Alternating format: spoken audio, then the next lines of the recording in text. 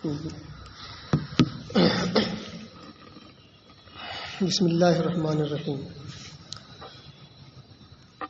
آپ نے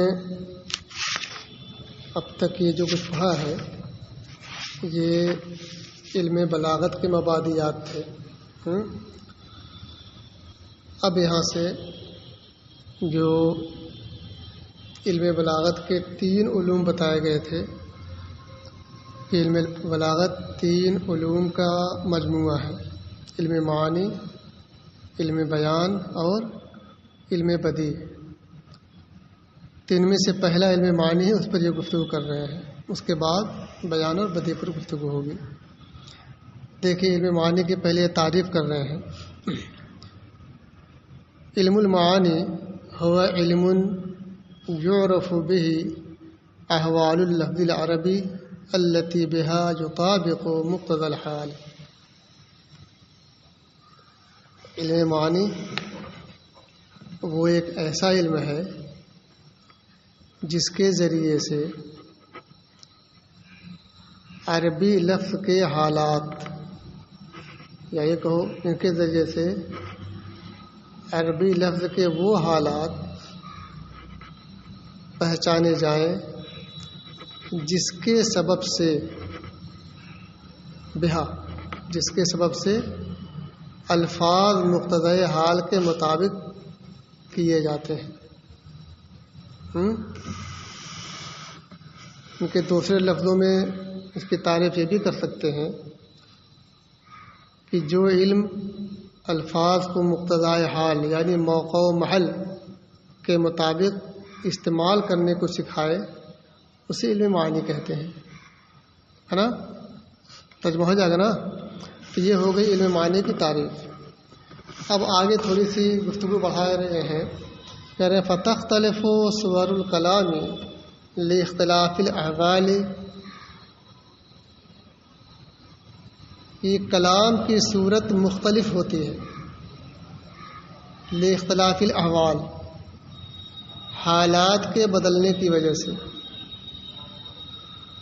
یعنی کبھی کچھ حالت ہوتی ہے، کبھی کچھ حالت ہوتی ہے. کبھی ایک ہی آدمی سے کبھی کسی دوسرے انداز میں بات کرنی پڑتی، کبھی دوسرے انداز میں. ہے نا؟ اس کی وجہ کیا ہے؟ اس وقت حالت کچھ اور ہوتی ہے کہ اگر اس میں اس حالت کے خلاف اگر کوئی گفتگو کریں گے تو مناسب نہیں ہوگی. ہے نا؟ تو اسی لیے کہہ رہے ہیں کہ جو ہماری گفتگو کا انداز ہوتا ہے یہ حالات کے بدلنے سے بدلتا رہتا ہے. ہے نا؟ کبھی موڈ ٹھیک ٹھاک ہے تو جیسے چاہو ہنسی مذاق کر لو، اور گڑبڑ مذاق ہے موڈ تو نہیں، وہ نہیں چلے گی. تو یہ کہہ رہے ہیں کہ کلام کی صورت حالت کے اختلاف سے بدلتی رہتی ہے. مثال و ذالک، اس کی مثال دیکھیے. قولہ تعالی، اللہ تعالیٰ کا فرمان ہے وَأَنَّا لَا نَدْرِي أَشَرٌّ أُرِيدَ بِمَنْ فِي الْأَرْضِ أَمْ أَرَادَ بِهِمْ رَبُّهُمْ رَشَدًا. انا لا ندری، یہ لا ندری کیا ہے؟ کیا معنی ہوگا؟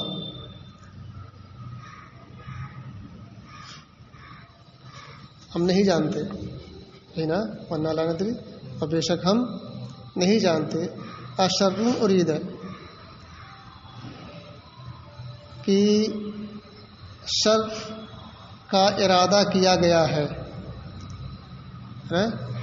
اشر ارید، شر کا ارادہ کیا گیا ہے. بمن فی الارض، ان کے ساتھ جو زمین میں ہے، زمین پر بسنے والوں کے ساتھ شر کا ارادہ کیا گیا ہے. ام اراد بہم ربہم رشدا، یا ارادہ کیا ہے ان کے ساتھ ربہم، ان کے رب نے، رشدا بھلائی کا، ہے نا، خیر کا. تو دیکھیے یہاں پر یہ قرآن مجید کی آیت پیش کر کے یہ 2 حالتیں بیان کر رہے ہیں. ہے نا؟ اس میں 2 جملے ہیں گویا کہ اس پوری عبارت میں. پہلا جملہ یہ ہے کہ لا ندری اشر ارید بمن فی الارض، پھر ام کے بعد ایک جملہ اور ہے ام اراد بہم ربہم رشدا. ہے نا؟ اب یہاں پہ یہ غور دیکھیے کہ پہلے میں ام سے پہلے والے جملے میں ایک لفظ شر ہے نا، اور دوسرے والے میں رشد ہے نا، اور فعل ارادہ پہلے والے میں مجہول استعمال کیا گیا ارید ہے، اور دوسرے والے میں ارادہ استعمال ہے، فعل معروف استعمال ہے۔ اس میں کیا وجہ ہے کہ شر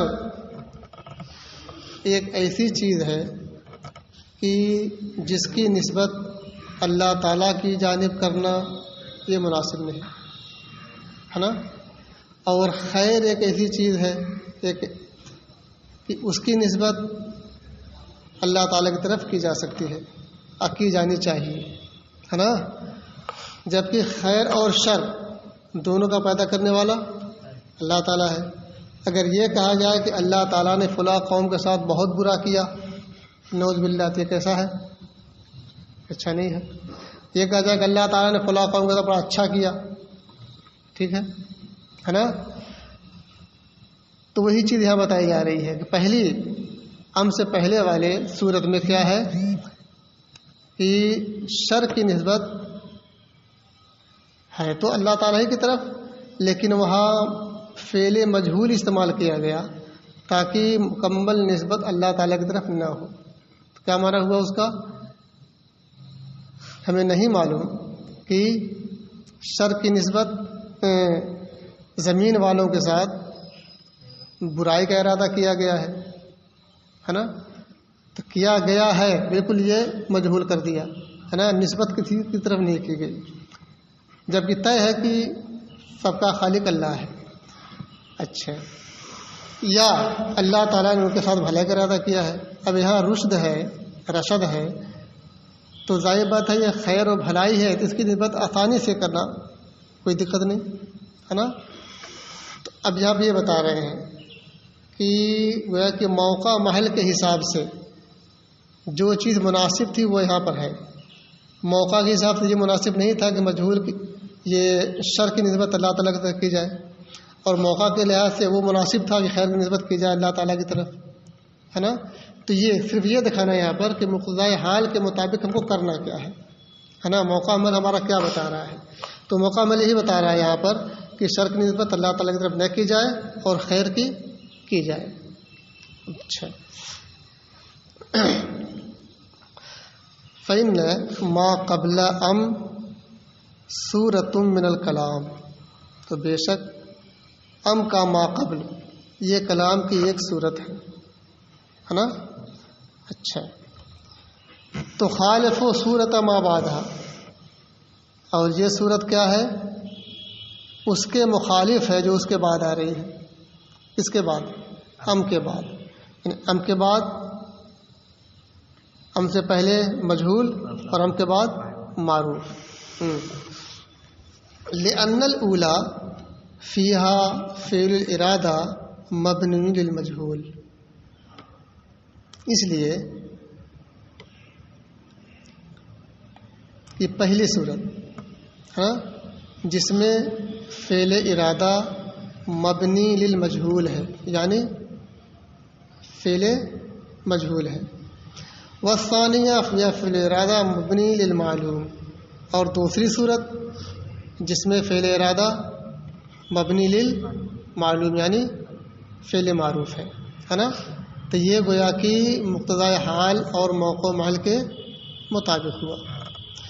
اچھا، والحال الداعی لذلك نسبت الخیر الیہ سبحانہ تعالی فی الثانیہ ومنع نسبت الشر الیہ فی الاولی، ہے نا۔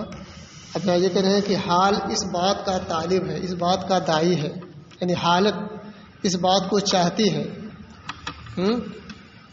کہ خیر کی نسبت حق سبحانہ تعالیٰ کی طرف کی جائے، ہے نا، اور شر کی نسبت سے روکا جائے، منع کیا جائے، اس سے باز رہا جائے، ہے نا۔ یہ مثال دے کے پوری سمجھا دیا. تو کام مطلب ہوا پورے کا کہ علم معانی میں کیا بتایا جاتا ہے؟ الفاظ کو موضوع حال کے مطابق یعنی موقع و محل کے مطابق استعمال کرنا سکھایا جاتا ہے نا. تو وہ چیزیں ہمیں مثال دے کے بتائیں. اب آگے بتا رہے ہیں وجن حاصر الکلام علی ھذا العلم فی ثمانیت ابواب و خاتمہ. کہہ رہے ہیں کہ اب یہ بحث علم معانی کی بحث یہ 8 ابواب اور ایک خاتمہ پر منحصر ہے.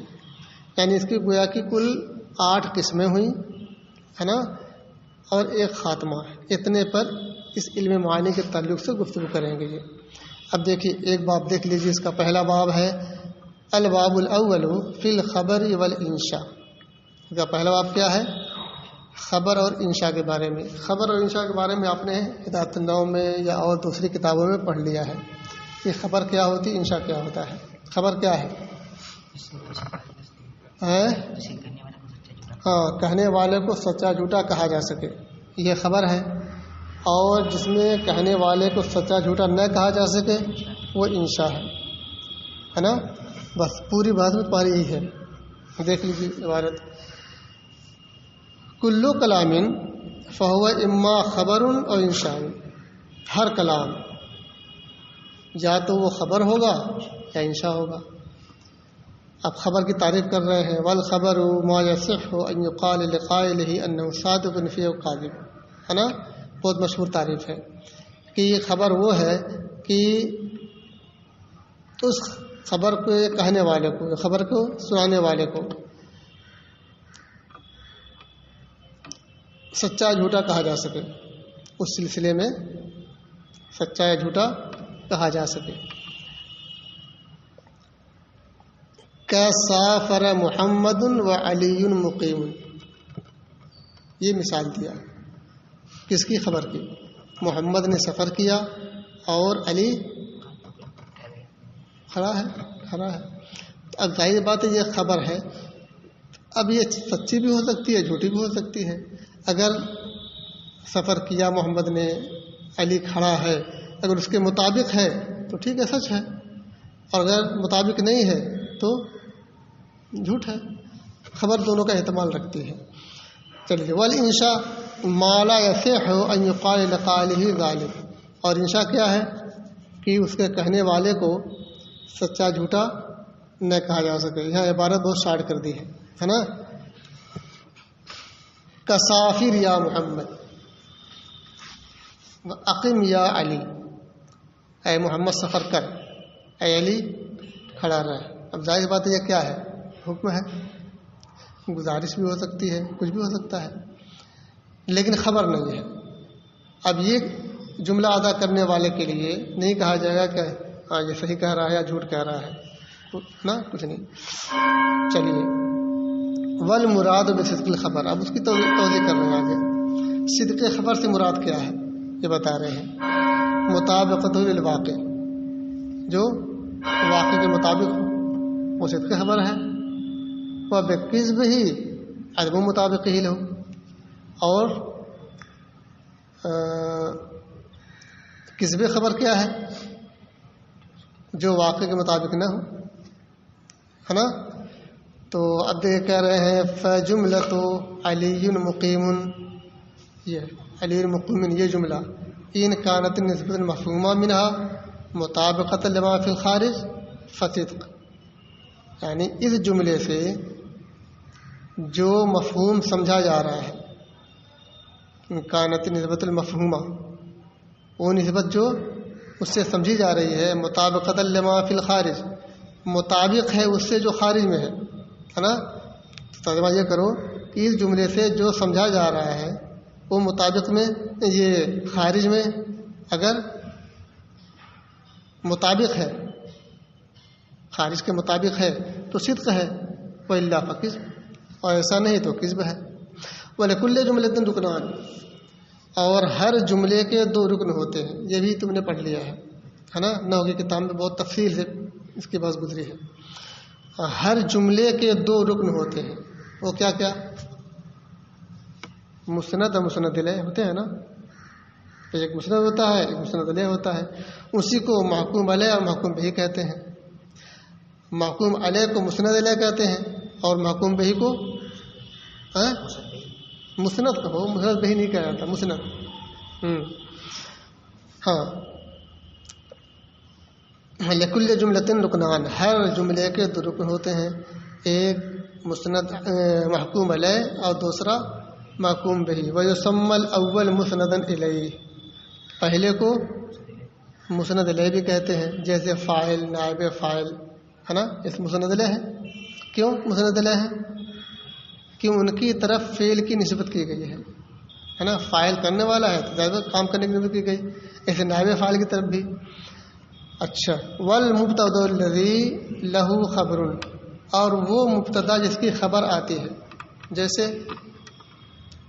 زید قائم، زید مبتدا قائم خبر، تو زید کا ہو گیا مسند الیہ یا محکوم علیہ ہے نا، اور زید قائم مسند یا محکوم بہ، یہ ہو گیا۔